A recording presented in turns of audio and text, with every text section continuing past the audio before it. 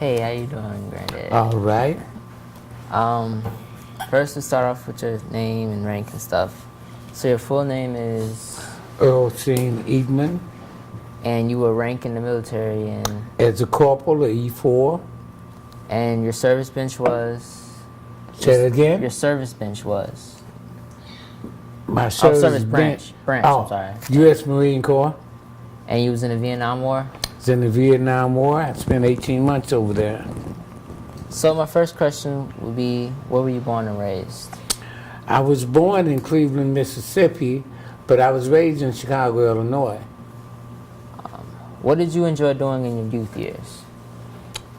Playing football, baseball, just the regular things the kids do.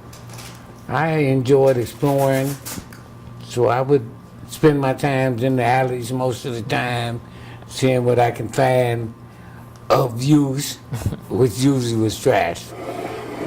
Um, what made you join the Marines? I joined the Marines because in Chicago, we had a lot of gangs and gangs recruitments and something and things like that, and I didn't want to get caught up in it. I couldn't see myself in a gang with somebody leading me or being a leader to me. So I wasn't going to be involved in the gang activity. Have you served in the military or thought about serving in the military before that? Before that, I think it was a John Wayne thing where, there was one of the heroes that went to the war and Jimmy Cagney and the rest of them that put it on our mind. And anytime there's a war, they put more war movies on TV and they have people gun-ho to be a part of the military. So how did you feel about joining the Marines? Well, it was supposed to have been the best branch of service there were outside of special units like Green Berets and things of that nature. So I joined the Marine Corps. I wanted to be the best. Where did you receive your basic training? I was called a California Marine because I went to San Diego, California for my basic training. Okay. What job did you train for? My MS was 3261. I was considered a laundry impregnation and bath specialist.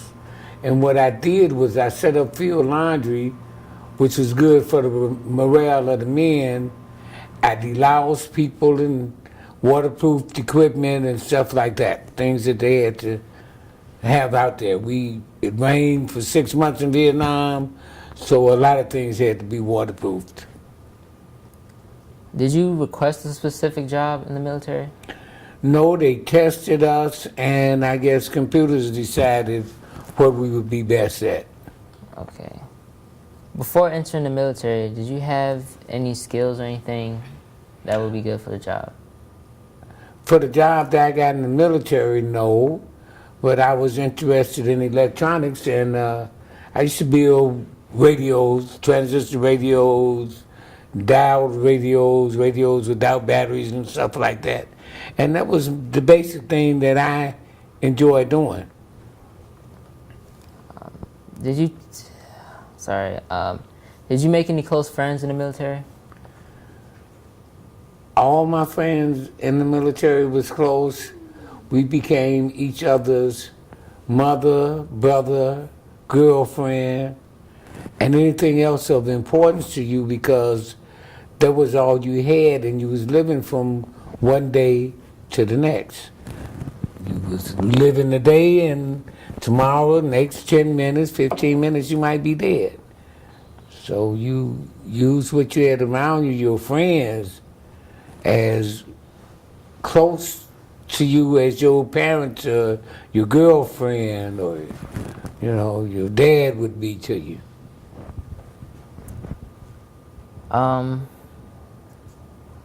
How was the food in the military? It was edible. and it was presentable in the States, but when you went to Vietnam, you didn't know if you was eating beef or water buffalo. which is a type of cow for them, a type of bull for them. And you didn't know if we was buying that and cutting it up, butchering it and eating it, or was we eating beef. And, you know, the cooks were trained cooks from the military, and they wasn't training chefs, they was training cooks. So the food would be done and edible, you know, even though it, you know, it wasn't gourmet. What were the rules in the military? Rules such as what? Such as? Like how they had like times to go to bed and stuff, like Well, regulations. in basic training, there were strict rules and regulations. Once you got out of basic, it was like a regular job. You did 8 hours in whatever field that you were a specialty in, and then you was off and you would have the rest of your evening to go to school, go out and party, do whatever you want to do. In Vietnam, you was on duty all the time, and you was given a half a day, a week off just in case you want to sleep in, or, you know, just don't have to get up out the bed for that day and go to work. If you was in the bush, if you was out there in a fighting zone, then wasn't no time off, wasn't no certain time to go to bed. If you had watch, you would sleep in the morning. If you had morning duty, you would sleep at night. And sometimes we did 4-hour shifts, 6-hour shifts, all night shifts, depending on the area you was in, the danger of the area you was in. And that's what decided what time you went to bed and what time you got up. If you go to bed, we was sleeping in sleeping bags and on the ground out there with no beds when you was out there in the bush. My next question would be, I guess it would be, how did you travel in the war zone? You hitchhiked the ride. The motor pool had plenty of trucks. They had trucks that carried fuel. They had trucks that carried people. They had trucks that, and all you had to do was stick your thumb out, and any Marine, soldier that was driving that truck would stop, and you would ask them how far they going. They'll drop you off as far as they going, and if you had to go farther, then you would wait for another truck to come by. Where did you land, or first arrival? Where did you land in your first arrival in the war zone? In Da Nang City. I went from Okinawa to Da Nang City. And from Da Nang City, I went to my post, which was Tu Lai, Vietnam. And I stayed there until I left the war zone. And I did another tour over there. In that tour, I went straight to Da Nang because they had Blue Tu Lai Way, and I stayed in Da Nang City for 6 months, and I went back home. What was your first experience in a foreign country? I guess the smell, the sense of death. When I was over there, you can smell death, you can smell blood, you can smell dead bodies burning. They burn their feces. We burnt our feces over there. So you had drums of gasoline with feces in it, burning. All these things combined in the air. And that's what really makes it feel like, or smell like, Vietnam. How close you were to the front lines? Well, that's a misconception. People think there's front lines, but there's no front lines. There are places where where a lot of the enemy is, and whoever's close to that is not called a front line. It's just out there in the bush, and you ran into a concentration of them. When you say land, you think of a land being drawn. The DMV which they call the front lines, was where most of the fighting was going on 24 hours a day. And that's what the front line was, because places that they called the back, they were shooting rockets in there daily, twice a week, whenever they felt like it, you know, but it wasn't a front line type of thing. What was your most frightening experience? I was on the flight line one night, which is the airstrip where the planes would come in. And I was sitting in my little guard shack, and they started walking rockets down the flight line. And the next one seemed to be going to hit right on top of me, and they stopped shooting them in then.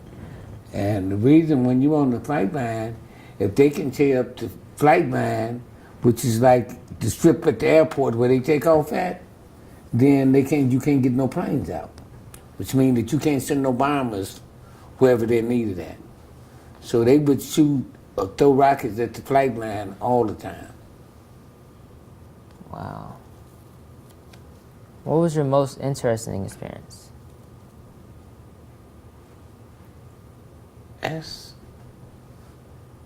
It's hard to say, but one comes to mind where we used to smoke in the refueling area, and nothing ever happened. And this one day, a person lit a cigarette, and there was so many fumes in the air that he caught on fire, and fire just spread it all over the refuel area. I'm not sure if that qualified for what you asked me, but it was an experience that I ain't gonna never forget, because I knew the person that lit the cigarette, I knew the person that caught on fire, and I was just thankful to God it wasn't me, because I had did the same thing so many times. Lit a cigarette in a place that's a non-smoking area. What was your most exhausting moment in the war? I guess when you went out in the field, let me try to explain better. We have rocket attacks at night and through the day, and it's a certain group of people that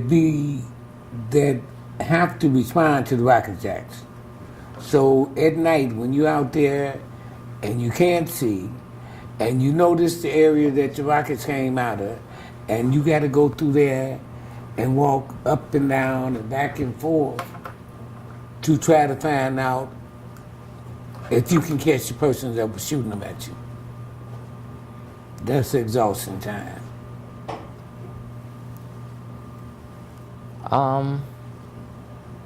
Tell me about your commanding officers. Actually, we didn't deal with them directly. We did mostly sergeants, staff sergeants, people like that. The only time you would actually see a commanding officer is when you got in trouble or something happened where he need to talk to the whole base, or you might see him at a gathering they might have for us. We had the Miss Black American pageant females come over there, and he was at the mic then, and you heard him and seen him. I was over there when one of the presidents came over. I never see him, but we took steps to protect him, and we knew he was coming, and we knew what day he was coming. You know, but we didn't actually deal with the brass, the upper commandos. You know, the generals, and as a matter of fact, I had to see the general once, and before I got to his office, he sent another officer out and gave me what I wanted, so I never set eyes upon him. You know, that's how it was when, like I said, you see colonels and majors and people like that, but they're the people that's actually over them, you don't see, and you see them walking past, We did captains and lieutenants. We seen a lot of them, but all the heavy brass we didn't get a chance to see.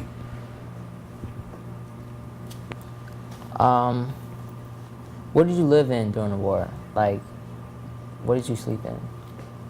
We slept in shacks with maybe 8 to 10 men, to a barracks, we called them barracks.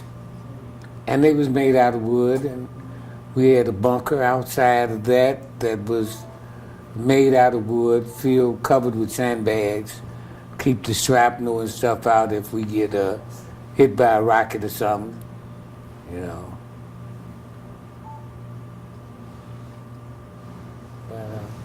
That's what we say, I didn't too much do no sleeping out in the woods because I was stationed what they called in the back, which is where the motor pool was and the kitchen and stuff like that. I didn't eat a lot of sea rations because I was stationed back where it was cooked at.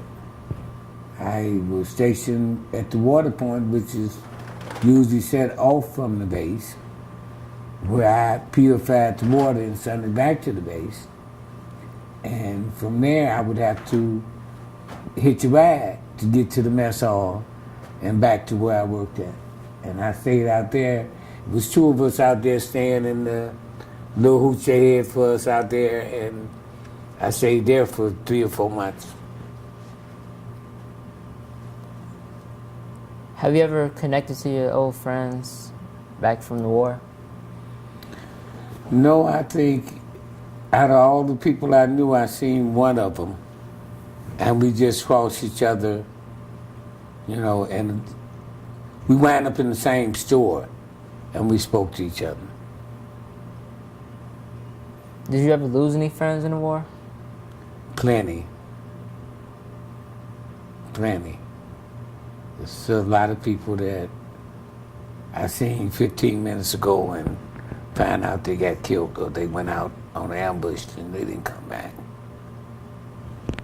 So they was uncountable. It was like people don't realize, but when I go to the VA hospital, we all automatically connect. The respect is there. The understanding that if I wasn't in the war and you was in the war, what you went through. Even the Korean War, the World War II vets, the vets that's still around, veterans have a certain connection that other people don't have.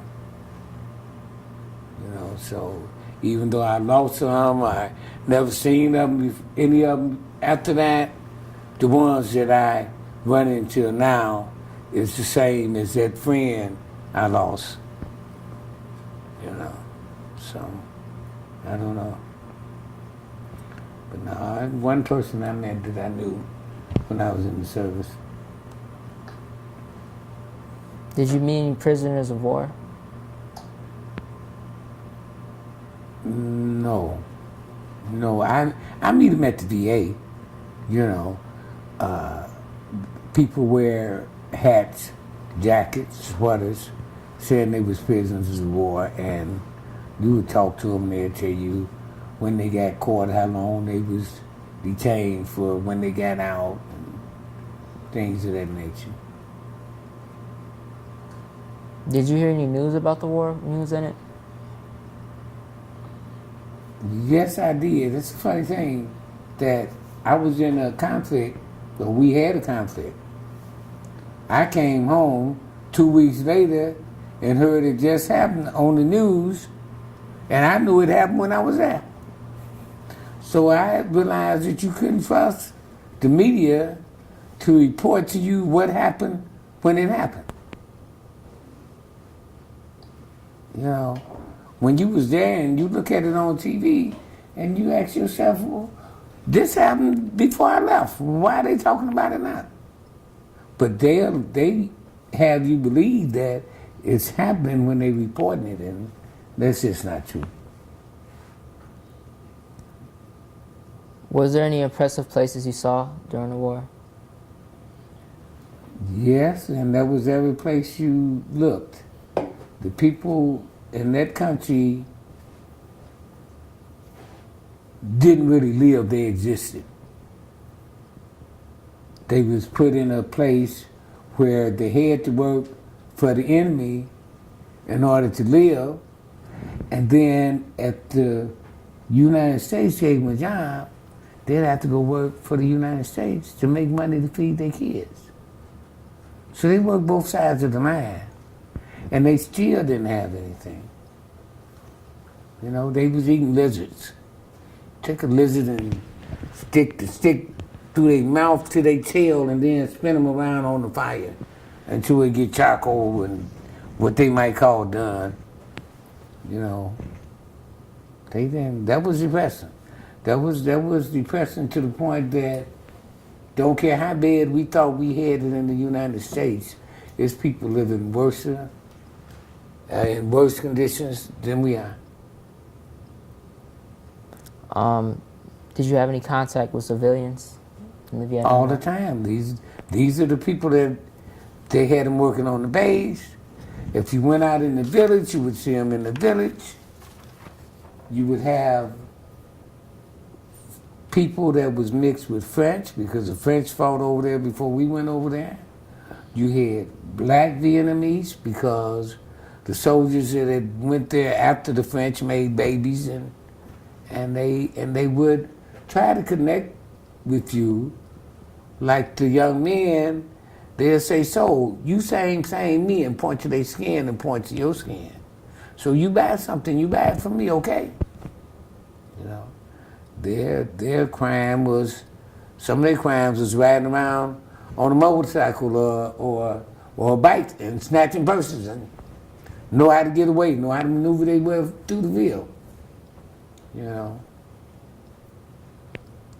So, yeah, them, like I say, it taught me that don't care how bad we complain about what happens here or what's going on here. There's some people that don't have a choice. They don't vote in nobody that mistreat them. They're in a dictatorship where they do what they're told to do.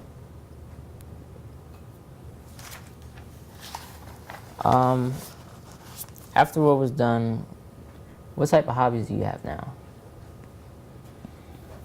Well, I don't really have a hobby. I think about the old things I used to do. Well, I have flew kites with my kids and stuff since I've been out the service, because that was one of my things I like to do, build kites, fly kites, you know, but music was my thing. I listened to a lot of music, and, you know, I don't really have no active hobbies. I used to run at one time. It's a job, you know. But now I done got older and retired, and feel like it most of the time. You know, I don't, if I can get to the movie, that's a good thing. If I can't, then I'm just as happy, you know.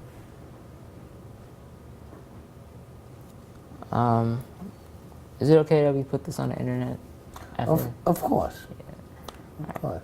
Thank you for the Is there interview. anything you'd like to add other than what he's asked?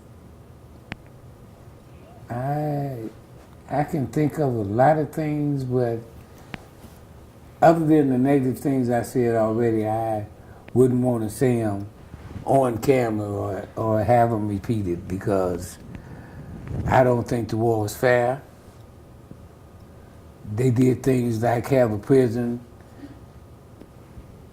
in the conflict area, because the USMJ, the Book of Military Justice says you cannot have a prison in a war zone. They call Vietnam a conflict, even though you can't explain me the difference, or people shooting at people and killing each other, and it's not a war. But by them calling it a conflict, they was allowed to put prisoners and lock people up for whatever injustice they might have did. You know, it's just so much that ain't right with what happened, you know. And I still have dreams about my experiences in Vietnam, and the more I talk about it, the more chance I have of not sleeping well at night. So that's why I tell my kids that I didn't talk about it to them for so long, because it wasn't good for me. It wasn't good for me. So, you know, I'm glad to do the interview with my grandson, though. So, you know, that's a good thing. All right. Thank you. Appreciate it. All right. Hope you had a good one. Okay, so that last part he won't have, he won't include. Well, he